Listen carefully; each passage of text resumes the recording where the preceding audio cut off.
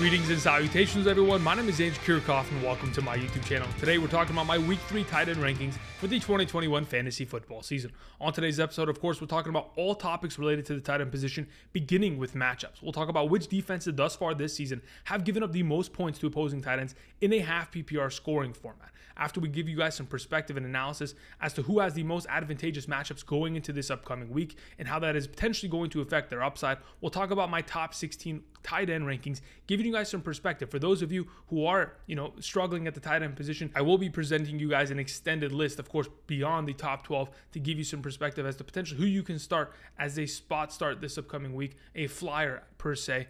I know many of you who have stud tight ends or maybe multiple stud tight ends are trying to split hairs and figure out who to play and even figure out whether or not you should be playing some of your backup tight ends in the flex position, because again, they're continuously finding the end zone and finding a lot of value there. We'll talk all about that on today's episode. Before we begin talking about matchups, talking about my rankings, I want to go ahead and thank you guys for the incredible support, of course, helping us continue to achieve a lot of goals on this channel. If you have not yet already, help us continue to grow by clicking that subscribe button. We're making fantasy football content for the entirety of the 2021 fantasy football season, whether it is rankings videos, must drafts, trade targets, Sunday morning live streams, waiver wire videos, hidden gems, all of that included, all up until week 18. So again, it'll be for the whole season. If you're trying to win a 2021 fantasy football championship, make sure you click that subscribe button. Again, if you guys like today's content, make sure you click that like button down below. It greatly does help the channel, and I really do appreciate it. All right. Before we begin, again, like I mentioned, this is for a half PPR scoring format, meeting everyone in the middle, whether you are in a standard or a full PPR league. There are timestamps down in the description. Also, besides that, there is my Patreon link for those of you who are trying to get my entire week 1 through 18 rankings in terms of half PPR, full PPR at the quarterback, wide receiver, running back, tight end position, and flex position, kickers, defenses. My rankings are all there. You can get all of your 2021 fantasy football questions answered for those of you who are interested. Thank you very much. All right, let's get into this, shall we? We have a lot to cover in terms of the tight end position, but like I've mentioned already, when we talk about matchups, for those of you who have stud tight ends, they are often going to be matchup proof, and that is just the fact of the matter. And though you may be concerned at times, there are going to be tight ends that I'm going to talk about today that are automatic starts and you shouldn't even have to worry about them. Some will be in situations in which, we have to split some hairs between the, I would say 10 through 16 category. But guys in that top 9 should automatically be started because they've got a lot of potential in terms of target and, of course, the touchdown upside in the end zone. We've talked about it a lot. I mean, when you go back to last season, in order to become a tight end one in the National Football League on a weekly basis in a half PPR scoring format, you need to score a touchdown. On a given week, the top 12 tight ends, about 70% of them typically score touchdowns. And in order to kind of get into that conversation in terms of yardage, you got to get into that 70, 80 yard range with 4+ receptions, which is extremely difficult to do. But again, we're looking for guys that could potentially be start plays and maybe guys that are sitting on your waivers based on matchups. And we'll go ahead and look at that right now. Again, to the left of me, we have how many points defenses have given up to opposing tight ends thus far this season in a half PPR scoring format. Of course, the Baltimore Ravens are leading the pack, giving them 44 total points. Now, of course, the Baltimore Ravens had the privilege of taking on Darren Waller in week 1 and Travis Kelce in week 2. I don't blame them. Of course, they were going to give up a lot of points. Those are the two stud tight ends, and they both certainly took advantage of Patrick Queen. Patrick Queen, middle linebacker, LSU, rookie in 2020, sophomore year now, changed his jersey number, still doesn't look good in terms of coverage. He'll potentially have to continue to grow and learn from that. Outside of them, the Atlanta Falcons, Green Bay Packers, New York Giants, Houston Texans, Dallas Cowboys, a lot of these defenses that were exposed in week 1, but are able to kind of find their footing in week 2 and kind of stabilize themselves. But those problems in week 1 aren't potentially going to go away. Offensive coordinators are going to watch film and they're going to continue to try to expose the weaknesses that you've shown in the past if you don't go ahead and immediately address them. Now, besides the advantageous matchups, as of thus far this season, the Tennessee Titans have given up only 0.8 fantasy points to opposing tight ends. Max Williams in week 1 did nothing. And this last week, the Seattle Seahawks didn't even get the ball out to their tight ends, Gerald Everett, Will Disley, completely invisible. The New England Patriots, year over year, will always be the best against the tight end position. Bill Belichick makes it his goal to shut down opposing tight ends. That's why, Mike Gesicki scored 0 points in week 1 with 3 targets. The Denver Broncos, another one of these great teams. The reason why I want to mention them as well is because the last time I saw Travis Kelce have a bad game was against the Denver Broncos. And that's probably the only time he ever has bad games. But either way, this is only the first 2 weeks of the season. A lot of these numbers have to do with, the great tight ends or potentially the teams that don't even use tight ends against them kind of bolstering these numbers and kind of spitting out a narrative that may not fully be true. And we're going to continue to see these numbers kind of build and give us more perspective as the weeks come. But as of right now, of course, we want to go after matchups in which teams have given up or have been exposed to give up a lot of points thus far this season. Hopefully we can go ahead and do so. And we'll go ahead and refer back to these statistics as we go through the video. But like I mentioned, let's get into today's rankings. Beginning off with our number one, shouldn't be a surprise, we have Travis Kelce. Again, last week, 7 catches, 109 yards, and a touchdown against the Baltimore Ravens defense for 20.4 fantasy points. We all know Travis Kelce is an automatic play. I just wanted to mention a couple statistics. Besides the fact that he had 22.6 points in week 1 and 20.4 this last week, he's had 6 consecutive games of scoring a touchdown during the regular season, and he's had 10 consecutive games of 6 or more receptions. He is an unstoppable force. He is the number 1 receiving target and option of a Patrick Mahomes-led offense. And there's no doubt in my mind that I'm absolutely starting him against the Los Angeles Chargers. Last time he played against them, what do you think he did? Of course he scored. That's what he's going to continue to do week in and week out. I know this defense has improved in terms of their secondary. Derwin James there, definitely going to play a factor. But Travis Kelce is the best for a reason, and that's why he's number 1. Darren Waller is our number 2. Now, last week, in terms of the matchup against the Pittsburgh Steelers, it was a little tough. Only 7 targets in comparison to 19 in week 1. Obviously, that's going to make a huge difference. We saw a couple other receiving options in week 2, like Henry Ruggs, step up in order to pretty much alleviate the pressure that was on Darren Waller's shoulders to produce. But with this all said, I think he's got a lot of potential this upcoming week. He's played against Miami just recently, in fact, at the back end of the 2020 season with Marcus Mariota as the starting quarterback. He was able to put up a performance in which he got 6 targets, 5 receptions, and 112 receiving yards while having Xavier Howard, the number 1 cornerback of the Miami Dolphins, covering him for the entire game.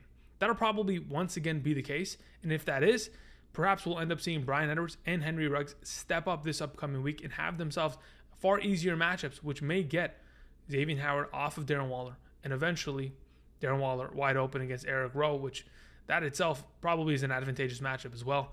Either way, Darren Waller, an absolute stud, one of the best at the tight end position, and certainly being started. TJ Hockenson, man, I am so happy that TJ Hockenson is having a ball out year thus far. Hopefully he can stay consistent, coming off of another week in which he had 8+ receptions, had himself over 60 receiving yards and a receiving touchdown. That's fantastic. Now, when I went ahead and looked at the 2020 statistics that TJ Hockenson was exposed to last year in specific targets, in the 5 games in which he was targeted 8 or more times last year, he averaged 11.4 fantasy points. Already thus far this season, 8 targets, 9 targets in the first 2 games, and has already been far more viable based on the fact that he's getting red zone targets. He already has 2 of the 4 total red zone touchdowns in terms of the passing game for this offense. Of course, 2 going to Quintez Cephas and the other 2 going in his direction. He's been targeted twice already within the 10-yard line, and anytime you have that for the tight end position, your likelihood of scoring is like a 1 out of every 3 target chance. He's already been able to lock that up with his opportunities that he's been given. I'm really glad to see that Jared Goff continuing to fire balls in the direction of his tight ends. We've, of course, saw that with Tyler Higbee in years past. Of course, it's all coming true in this Anthony Lynn-led offense. TJ Hockenson, an automatic stud, playing against the Baltimore Ravens. It's the best matchup of the season. I feel bad for the Ravens. They've got some tough tight end matchups to start the year. But either way, Hockenson should be able to follow in the footsteps of the 2 gentlemen that I've already spoke of, because they themselves dominated against that defense as well. Okay, so we have number 4, Rob Gronkowski, and I can't help but laugh because, man, did we not really see this coming? Like, Rob Gronkowski being a number 4 here, it was not in the realm of my mind in any existence, because what I'm seeing from Rob Gronkowski is giving me specifically 2011 vibes. What I mean by that is, when I think of Rob Gronkowski and having games in which he's scoring 2 touchdowns, okay, we've seen that in the past, but obviously not recently because of the injuries, the New England Patriots, even last year wasn't really able to find that kind of success. But finding 2+ touchdowns in back-to-back games, that's 100% 2011 vibes. When I went back and I checked out the statistics, Rob Gronkowski had 3 separate instances in that season in which he had 2 back-to-back games of 2+ touchdowns. On top of it, in 2011, he had a 6-game span in which he had 10 total touchdowns within those 6 games. Now, I know that's probably not going to happen, but Rob Gronkowski is a huge part of this offense down in the red zone. And as long as this offense is going to continue to be as potent as they've been, with Tom Brady throwing, 9 touchdowns in the last 2 weeks, of course, Rob Gronkowski is going to heavily benefit. I don't know if you guys saw the Monday Night Manning cast this past week on ESPN. Rob Gronkowski was there. He was talking about he never watches film, and he's just better than everyone. He doesn't even have to show up on Fridays to practice red zone because he's just a red zone monster. I believe him, to be honest. I believe him. He is a red zone monster. 4 touchdowns already this season. Unbelievable prospect. And to be honest, at this point, we're automatically starting him. I'm not really worried. The Los Angeles Rams this season, they've given up a lot of points, mainly through yardage to opposing tight ends. Cole Kmet in week 1, Jack Doyle in week 2. I think Rob Gronkowski finds himself in the end zone once again with some yards to sprinkle on top of it. We have George Kittle as our number 5. George Kittle's kind of been underwhelming, but when you go and you watch the film, George Kittle is pretty much being triple covered down in the red zone. And that's mainly where they're going to use him, right? He's a big body target. They want to continue to get him the ball, but he's mainly been a distraction for this offense. I mean, he's coming off of a week in which he had 4 catches for 17 yards. That's literally that's nothing. I mean, you can go find anybody else putting up that kind of production, at the tight end position. But with this being said, I do think eventually he's going to get back on track. He'll find himself in a situation where he's always going to get himself the 6 receptions, 80 yards, and then if he can accompany that with a touchdown, get more targets in this offense, then sure, he'll be able to exploit for the occasional big game, upside that he has shown over the last couple of years. Playing against the Green Bay Packers. Week 1, the Green Bay Packers gave up 2 touchdowns to Juwan Johnson. Week 2, TJ Hockenson, pretty much took advantage of that defense and the linebacker coverage that they threw on him. Just to put it in perspective, the Green Bay Packers have given up the 3rd most points to opposing tight ends this season. George Kittle, if there was any time to prove to everyone as to why we drafted you as early as we did, now is the time as my number 5. We move on to Noah Fant as our number 6. Noah Fant's coming off of 2 good, fantastic weeks. Besides the fact that he is, I think, number 5 or number 6 overall in terms of tight end targets. I think he has 14 thus far this season. Scoring a touchdown this past week against the Jacksonville Jaguars is fantastic. We're going to continue to see a lot of work go in his direction, whether it is down in the red zone or between the 20s, because with Jerry Jeudy out, he's going to continue to have to be a big part of this offense. And it's pretty much how he looked prior to his injury in 2020. I mean, to begin the 2020 season, he had back-to-back games of 15 fantasy points, scoring touchdowns, being a huge part of this offense. We've talked about it. Pat Shurmur loves to throw the ball to the tight end position. The last time we saw, Evan Ingram be a relevant tight end option, it was when Pat Shurmur was the head coach of the New York Giants. He knows how to use the tight end position. They heavily have used it as such this season. They're going to continue to utilize Noah Fant, especially in a matchup against the New York Jets, which should be an advantageous one this upcoming week. I'm excited for the potential of Noah Fant once again. We have Mark Andrews as our number 7. Yep, I thought about it all week long. Where am I going to put Mark Andrews? Because thus far this season, he has been a shell of himself. Though he was paid a lot of money this offseason, he really hasn't been a huge threat here.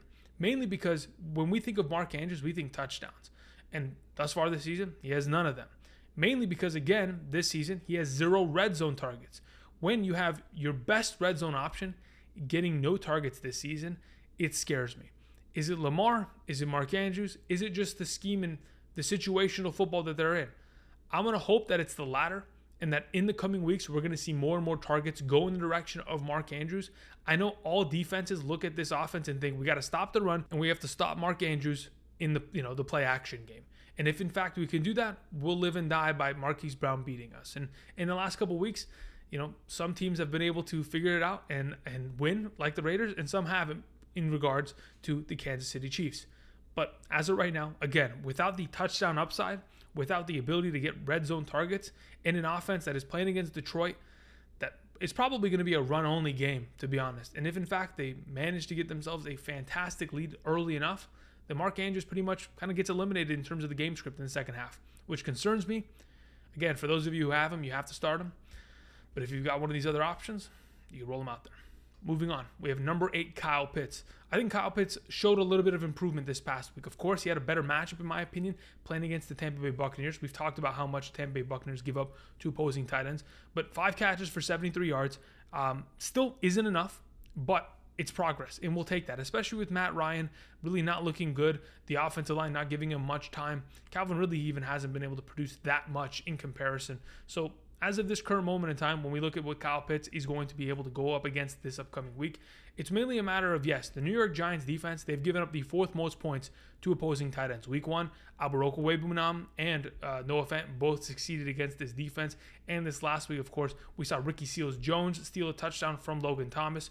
So we know that the tight end position against the New York Giants should be automatic success. And that's why we have Kyle Pitts here. We've already seen, of course, the Washington football team and the Denver Broncos succeed offensively against this New York Giants defense. And I think Kyle Pitts, if in fact, of course, the one contingent factor, if Matt Ryan can get him the ball more than 8 times in a game and potentially down in the red zone, if the offense can maybe get there, then he can have the upside of being in that top 5 category. But for now, with usage he's getting, and the lack of red zone opportunity similar to Mark Andrews, we leave him here as our number 8. We move on to Dallas Goedert as our number 9. I think Dallas Goedert is a fantastic option. And if you have him and you suffered having a 2-catch, 24 receiving yard week last week, don't worry about it. Zach Ertz is going to be out. He is on the injured reserve as of this current moment in time until he comes back. And when we look at what Dallas Goedert was capable of doing in week 1, 4 catches, 80 yards and a touchdown, 12.2 fantasy points. If you go ahead and you watch the film of that game against the San Francisco 49ers, Jalen Hurts did not look good. But this upcoming week against Dallas, I think he'll look far better considering the secondary and the linebacker coverage of the Dallas Cowboys. They've given up a lot of points to opposing tight ends. In fact, they've given up the 6th most. Of course, Gronk in week 1, Jared Cook in week 2 had a touchdown called back. I think Dallas Goedert can find the end zone very easily. And even this last week, almost found the end zone. Down in the red zone, late in the game, Jalen Hurts finds him on a corner route. He gets down there, pretty much catches the ball over Fred Warner, tries to get himself in, and is literally 1 inch short of scoring a touchdown. I don't know if you guys have seen that. Go check it out. Go watch some film on these guys. But either way, Dallas Goedert is a fantastic option. Could have scored in week 2, and I think going forward without Ertz in the lineup, and of course in a great matchup, he should be able to find himself a lot of success this week. Tyler Higbee's our number 10.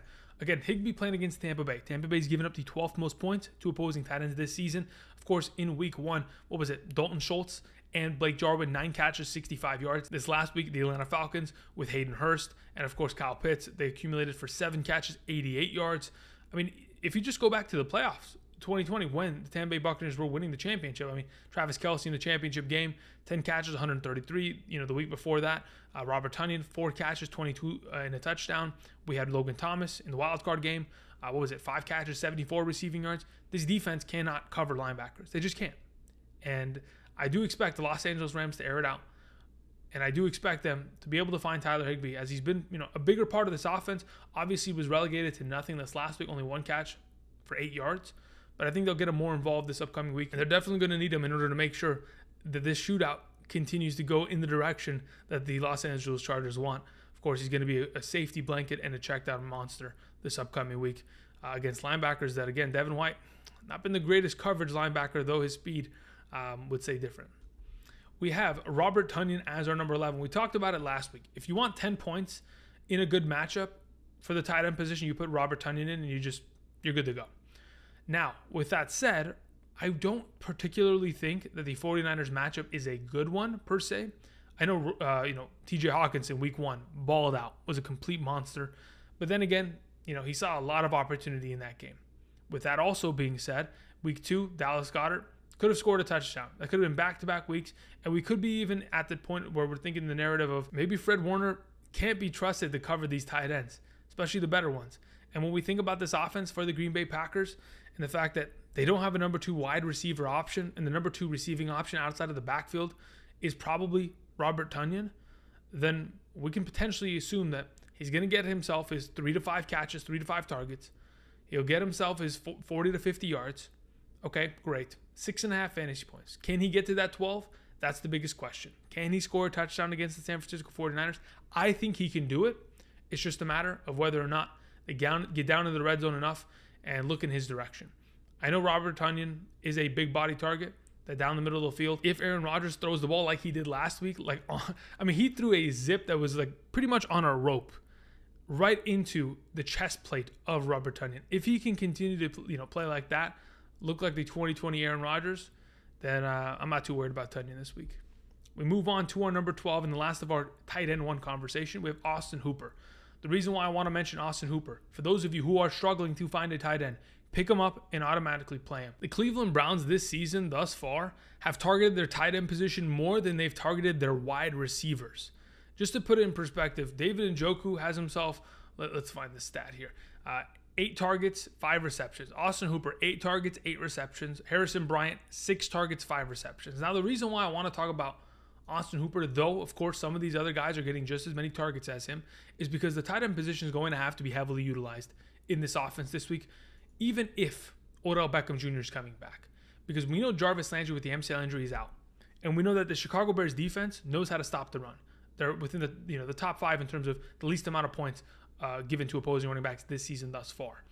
Now, when I think of Austin Hooper coming off of a week in which he had 5 catches, 5 targets, 40 receiving yards, that's not great. We don't want 6.5 fantasy points. We certainly don't want that. But if we can go ahead and get into a situation in which it looks like the Jets game of last season, just to kind of give you a reminder, last season, Jets game, the wide receiver position was all on IR for the Cleveland Browns because of a close contact.